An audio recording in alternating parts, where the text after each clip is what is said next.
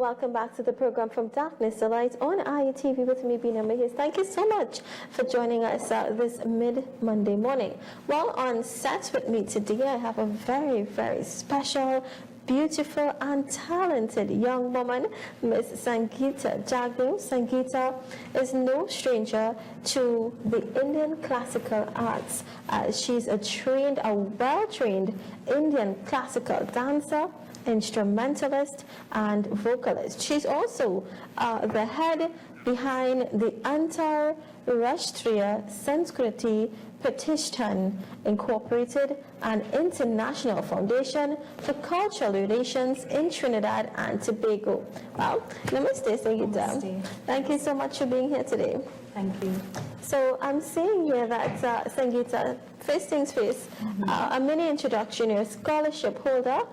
You were awarded a scholarship by the Government of India and the Indian Council for Cultural Relations. Yes, that's true. In 1999, I was awarded a scholarship by the Government of India for pursuing Indian classical music and dance for 5 years. Wow, and you studied thoroughly in India as well. You studied, was it music and dance? Both music and dance? Both music and dance. Wow, and how long did you stay in India? 5 years. 5 years. Yes. And how was it in India? How was the approach to culture in India? Well, the approach that I have to say in India was a bit different, because India itself is the foundation, it's the base of Indian culture. Right. And the tradition, coming from a country as Trinidad and Tobago, it was not difficult for me to adjust because of the cultural traditions that we follow here. Right. And it was very easy for me to adapt in terms of even the language. Here I was speaking Hindi. Music, I studied under my father, late Sangeeta Jagdeo, who was the founder of Antarashtriya SanskritiPratishthaanT. And I did extensive studies under him. So when I reached to India, it was not difficult. Right. Yes. It wasn't difficult to settle in. It wasn't something new to you. No, it wasn't something new. And I see you're very well qualified in Indian music. You want to tell us a bit about it in terms of your qualifications? Well, I would say being on a scholarship, Government of India scholarship, they provide you with the opportunity to study classical music. I studied at the Gandharva Mahavidyalaya and the Shri Ram Bharatiya Kala Kendra. Also, I had private tutors and also assigned tutors by the Indian Council for Cultural Relations. Right. So I also did a Bharatanatyam dance, classical dance, under the renowned Padma Vibhushan Guru Dr. Yamini Krishnamurti ji. I also had the opportunity to learn from the world-renowned Kathak maestro, Pandit Birju Maharaj ji at Shri Ram Bharatiya Kala Kendra. Wow. For a short while, and then, in fact, we were the first students posted at his institute in 1999, Kala Ashram. So it was a very wonderful opportunity that I had. Again, in India, in terms of the culture, we see that a lot of our students from here have gone to India, they have qualified, they have excelled. Right. And that is something that Trinidad and Tobago, should be proud of. Right. So tell us a bit about your foundation, please, Sangeeta. Antarashtriya SanskritiPratishthaanT International Foundation for Cultural Relations of Trinidad and Tobago was founded by my father. It functioned as a non-profit voluntary organization for the last 40 years, where he would work with several organizations in promoting Indian classical music. And I think he has worked with every organization you can think of. And he was instrumental in setting up centers throughout the country. When I returned in 2003, I formally structured the organization. And in fact, it was launched on 24th July 2002 in India. And fortunately, I had the support of a a panel of eminent artists and musicians from India, music directors and also government ministers, the High Commission of Trinidad, High Commission of India, and GoPio and all these organizations. They came together, the Arya Samaj movement in India, to support the launch of this organization. Right. And exactly what does the organization do? The organization main focus is the propagation, the education and propagation of the teachings of authentic classical music, Indian culture and language. Right, and you're saying authentic Indian classical music, because here in T&T, yes, we focus on dance, we focus on chutney, we focus on Bollywood, and there are far and few authentic Indian dance dance institutes here in T&T. So I'm guessing the role of your foundation is to help build it. Build, that's right. Build on it. See, the foundation of music, the foundation of all music is classical music. It is. It is the foundation, it's the base. And what the principle on which the organization functions is learn, practice and teach. Right. You must learn. If you don't learn, what will you practice? Exactly. And if you don't practice, you don't learn, then what will you teach? Exactly. Right. So the foundation is learning. We first learn. What we find happening is that there is a lot of imitation happening. And what would enhance the culture would be if we take the initiative to learn first. Right. It will bring out, it will eventually allow the individual to create. Exactly. You know, it will enhance the creativity. Trinidad and Tobago has a lot of talent, and it is recognized. It was many of the gurus in India would express that based on the experiences of students who have come from Trinidad. Right. But what we need to do is educate first ourselves, and that comes with the base of Indian classical music. Right. The foundation. From that, see, classical music, Shastri, we say Bharatiya Shastriya Sangeet. Bharatiya Shastriya Sangeet, from the foundation of classical music, you have all the other forms of music coming in. You have some Shastriya Sangeet, which is semi-classical. You have Bhakti Sangeet, which is devotional music. Right. You have Sugam Sangeet, light music. You have ghazals. So all, and the folk music. Right. So when you study the art form, you are better equipped to create and also maintain the standard, because Indian classical music has rules and regulations that govern it. Right. And when you study this, you are better equipped. You can create and compose, but within the rules and regulations that govern the music. The music. And Sangeeta, where did your passion start from? I was born into a family of musicians. I come from a lineage of musicians. My father, my grandfather, my great-grandmother, and that started, my great-grandmother would have come from India. So that lineage of music was there. My father was one of a prominent artists, and they had founded, I think, the Naya Sandesh Orchestra, Naya Zamana Orchestra. They you know, in those days. So now Jawan Orchestra, that's it. Right. So the family itself is a musical family. So I grew up into an environment. This is also very interesting from my own experience, and the environment, the initial stage of life that a child is exposed to. It is said that a child's mind is like a blank piece of paper. Every mark leaves an, impressionable. Right. Yeah. It leaves an impression that affects for life. Now that can be constructive or destructive. Right. Now, if we create the environment, that's my personal experience, coming from an environment exposed to Indian classical music, that is what helps. Right. Now, it will, if the child has talent, it will enhance that talent and ability. Right. So it's like second nature. Yes. Literally second nature. For you to have accomplished so much, I don't think it's anything but second nature. I of course, supported with passion, So what do you prefer more, the vocals, the instrumentals, the dance? Because I know you're versed and qualified in all three. Do you have a preference? See, when you say versed and qualified, I'll tell you something. My father said once, he said, the more I study Indian classical music, the more I study, is the more I realize that there is much more to learn. So we don't stop learning. Even, see, you talk about the achievements and the qualifications. Indian classical music, it's my opinion that it comes from the Samved philosophy. Samved, the four Vedas, Samved philosophy, and it has no beginning and it has no end.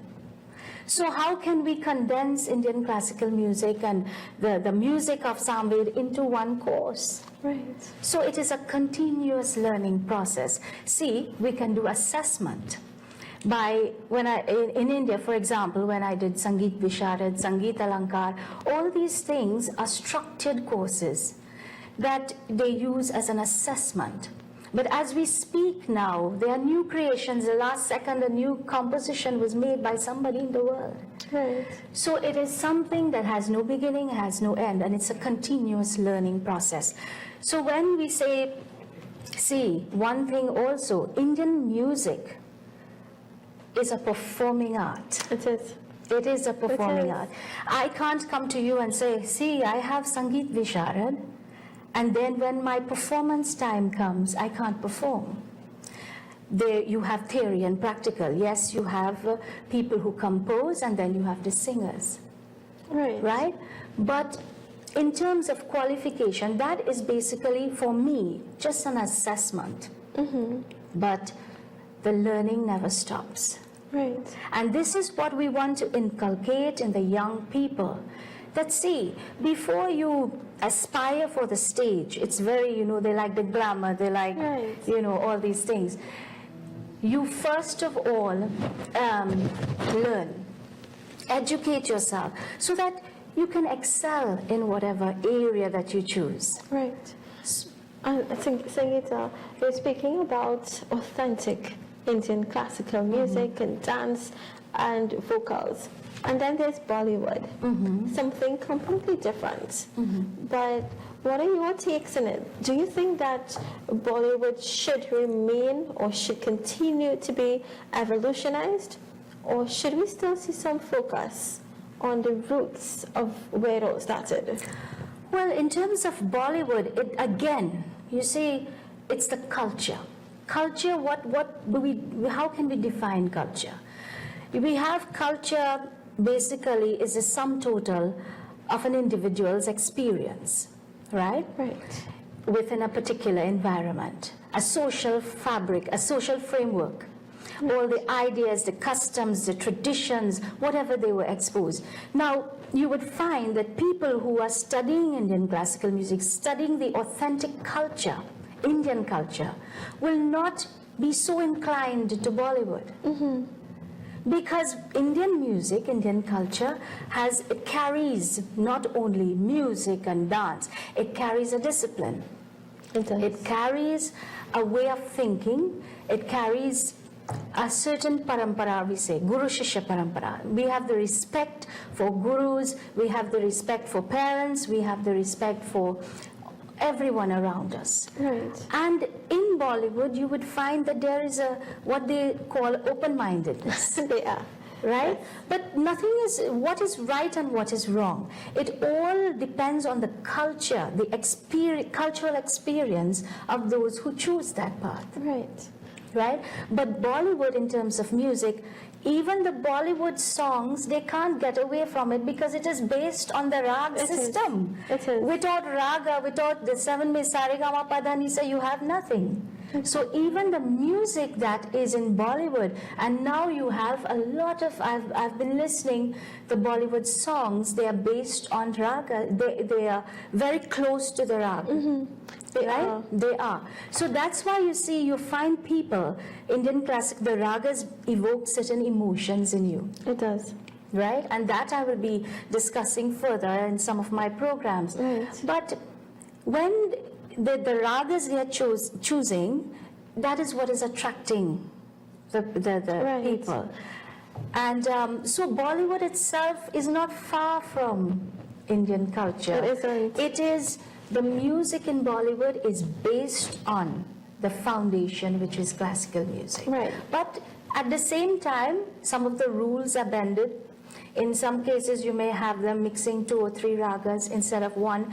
Instead of maintaining the authenticity of the rag, they are mixing. But again, music is a universal language, and it is something that, it is an expression. It is. It is something of an inner expression. So it depicts that, you say, tell me the type of music you listen and I'll tell you what personality you have. Right. So it evokes that kind of emotion. Think about it. The same people listen to the Bollywood music. When it's time to sit in the mandir and all of that, they go into devotional music. They do. See? Right. So it's all the inner expression. Right, because you're talking about the different rags and the emotions it brings out, and immediately my mind is going to Bajirao Mastani and the music of Bajirao Mastani, and even Padmavat, Yes. the Kumari song you would hear. Beautiful. That's the basis Yes, in classical. yes. That is actually authentic classical music. You're having the different styles also. I saw in one movie, the style of Dadra, Thumri singing is coming back. Right. All these are, elements of that constitute Indian classical Right, music. it's not the typical Nadeem Shravan composed music, but when you hear something like that, definitely you can imagine. You will go back to 1000 before Christ existed. You could go back to 1400 BCE, and you would sit there and literally see. You would feel it because of the authenticity of That's right. the music. The nature, the actual nature of the creation is music. When you listen to the sound of the birds, that is swar. Swar means notes. Okay. Everything is composed in that sarigama padhanisa, first note sa. Even the sound of om comes from the first note sa. Yeah. Yes. Okay. And the first rag, in fact, the mantras of the Vedas and the scriptures, they are composed within the meter, the matras, what we call matras. And it is also, the chanting of mantras are also based on notes. You will hear of rag called Bhairav, Ahir Bhairav. Even in many, not only in Hinduism, but in Islam also, you have, when the azan is called, the azan is in the Bhairav That. And many of us, including myself, did not know that. Yes. So all these things I will be explaining later on. But I think the culture of India, I would describe also as something that has been the cradle of all civilization in terms of culture and music. Right. Because you find the similarities in all cultures. And if we date back to the history of Indian culture, it goes back thousands of years. It does, because I believe Sanskrit, I believe it's the root of all languages. What research has shown is that Sanskrit, many of the languages that, its base is Sanskrit. Yes, it's definitely the root. So tell us a bit more about your organization, the role that your organization plays at present, and the role where you want to see your organization. Well, basically, it's not the organization, it is the people that make that organization. Right. So if I empower the people, and how do I empower the people, is through education. Right. The propagation and the teaching of the authentic art. And when it's inculcated, the entire transformation of the individual takes place. And it starts with me as the artistic director. It starts with me in that whatever I learn, whatever I study, it is my duty to pass on. That is my service to humanity. Okay. And I believe that the service of humanity is the greatest religion. It is. Yeah? Yes. So the organization, I would want to see that whatever is taught, in fact, I'm not only the only one doing the teaching. What I do, I have eminent artists and musicians, world masters, coming from time to time to do workshops here, to share their experiences and to educate at a certain standard in an effort to lift the standard of culture in Trinidad. Wow. And again, I wish to thank Pandit Manidev Prasadji and IETV for, taking the initiative to call me here, to, to invite me to share with the people what's happening. And it's a great initiative. You see, when we move with one common goal, we move with one common aim, we can progress as a society and in so further develop and enhance the country as a whole. And it starts with the young children. My focus is on young children. See, the Hindi language, if we propagate and spend the time in propagating Hindi language, when you understand language, you understand your culture. You can read, you can write, you can converse in Hindi, you can read the notation of Indian music, you can read the history of Indian music, and then when you understand this, then you will understand your individual cultural identity. Right. And as you, an individual, understanding your cultural identity, then only you can attempt to understand the culture of other people. And when you do that, see, we have we have discipline, production, and tolerance. Tolerance is good, but in addition to tolerance, we need understanding, because when we understand each other's culture, then we can appreciate And tolerate. And also we can effectively integrate culture, maintaining the authenticity of each other's cultures. An evening of cultural expressions. Do you want to tell us a bit about this? Okay, this is an initiative of the organization, a fundraising event actually. It is for the restoration and, to improve the infrastructure of the organization that was damaged. We got some damage with the flooding. Right. So the students, the parents, the executive committees, they have all come together to initiate this fundraiser event. And they are utilizing actually the resources, the cultural resources of the institution. Right. So at this event is on Saturday, 19th May 2018. The venue is Centerpoint Mall Auditorium, Ramsaran Street, Chagonas. It starts at 5:30 p.m. And the event will be featuring many of the past students of the institution. Very interestingly, and I wish to thank all the artists that have come forward. Many of them are still coming forward. We will be having a lot of them performing and supporting, coming out to support. So we have the local artists, as well as we may have some invited guests coming in. Right. And what can we look forward to? It would be an evening of vocal, instrumental dance.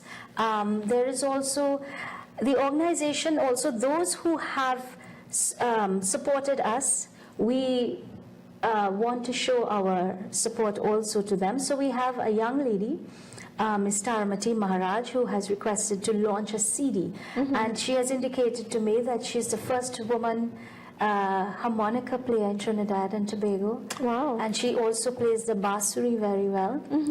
And she said to me she's self-taught, but I listened, and she's, you can see that she has the talent. And we have taken the initiative to help her launch this CD.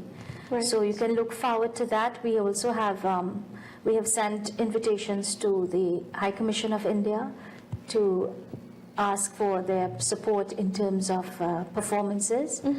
And most of the performances will be done by students and local artists supporting. And where do we get tickets? Tickets available? Who do we contact? Tickets, you can contact the institution at 397-9170.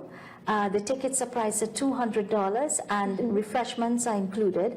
That's food and drinks, also vegetarian delights. Right, of course. Yes, of course. So you can contact the institution at 397-9170. So, Sangeeta, just now you mentioned an upcoming artist, a basturi and harmonica player.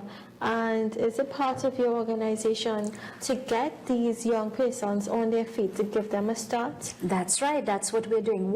When they learn, we provide a forum also for them to perform, because it's a performing art. We don't want children or students to qualify again based on an assessment and have a certificate, and that's it. We create, from time to time, the organization, we do student concerts. We have international concerts also where we do cultural exchange. And from there, they develop themselves. In fact, many of the artists that we have in Trinidad right now, many of them have been students of our institution. Wow. Yeah. Okay. And they are doing quite well locally and internationally. And it creates an initial platform for them to gain that self-confidence. Self-confidence is very important for children. It is. To build their self-esteem and their self-concept. Once that is there, they can, continue further. So the organization does provide a forum for them to perform and to excel. They are, if you see, they are also excelling culturally, spiritually, and in terms of academic. Most of them we have had in the last year, many of them have qualified as attorneys and doctors. Academically, they are doing well also. Because, of course, I don't want to say all work and no play, but of course you need balance. Yes. You need But balance. also it is research, I will go in details later on, but research will show the importance of music in brain development. Right. In terms of from the early stages of conception. And Sangeeta, where do you see an institution in the coming years? The institution, as I said, will be based on the quality of individuals that we produce. The individuals themselves will now have to take the institution forward. Right. So what we are doing is actually training for continuity. Recently, what we have embarked on, I see the need in Trinidad and Tobago for not only culture, music, but even in terms of the spiritual aspect of religion. Right. And that aspect we have embarked on, we will now be having workshops on explaining the 16 sanskars. What is Vedas, what are the scriptures about, so that you get a holistic development of the individual, not only culturally. And Sangeeta, I read too that you have a lot of knowledge on the Bhojpuri language. No, I won't say I have Bhojpuri language, no. No? No, Hindi is fine. To recite Vedic mantras, I have to learn Sanskrit and the Hindi and all of that, but not Bhojpuri too much. I can sing in the language. Okay. Right, maybe it was that. Yes. You can sing in Bhojpuri. But I would not say that I'm fluent in Bhojpuri. But what is the difference between Hindi and Bhojpuri? Bhojpuri is a dialect. In India, you have so many they say different languages. And that is what I was so fascinated about. For example, my teachers, many of my gurus, they were Bengali people. They were from Bengal. And they would not, it's not much difference. For example, if I say Sangeeta is my name, they will say Sangeeta. If I say Aap, they will say in Hindi, Aap aaye, yahan aaye. They will say Sangeeta eti kesho. Okay. So the language is different, but it is something that if you associate, you mix with them, it's easy. You will begin to understand. Right. So, of course, like you said, it's like a dialect, like how we have different languages, Yes. or conversions of the English language here. That's right. In Trinidad, we have the different dialects. But actually, it's different languages, because I listened to the South Indian languages, it's Sanskrit based, but it is beautiful, absolutely beautiful language. And for some who doesn't understand, it's going to be, but if you're using, for example, in Bharatanatyam dance, you need to have the South Indian, a little bit of knowledge on that. And Sangeeta, last question before we close up today's segment. If someone wants to become a student or have their child enrolled as a student in your organization, how do we go about in doing that? Okay, first of all, you just call the number 397-9170, and we'll set an appointment. The child comes and we will assess the child if they have prior knowledge of music, and if not, well, we start from scratch. Right, and what we do, we try to build on whatever they have and assess their talents and abilities. Right, so it's not just about training you for a certificate. No. It's building. The certificate, as I said, it's an assessment. But in terms of the practical aspect of music, if you want to see continuity, that's what I was saying to even the pundits and all of these. We need to train, we need to educate more people. I was very, very, happy to see in India that Swami Ramdev ji, who is the yoga guru, he has ordained over 96 swamis to carry on the work of the culture. And this is what we need to do. We need to educate our people, uplift them, and create the forum for them to develop further. And in an effort to do that, we must support the education process. Of course. And that's the only way we are going to ensure continuity. Right. Well, Sangeeta, we're definitely here at IETV looking forward to more from you and more enlightening pieces. And of course, we look forward to you sharing your knowledge and experiences here on IETV with us. You're viewing the program From Darkness to Light on IETV. Stay tuned. Our cultural segment is up next.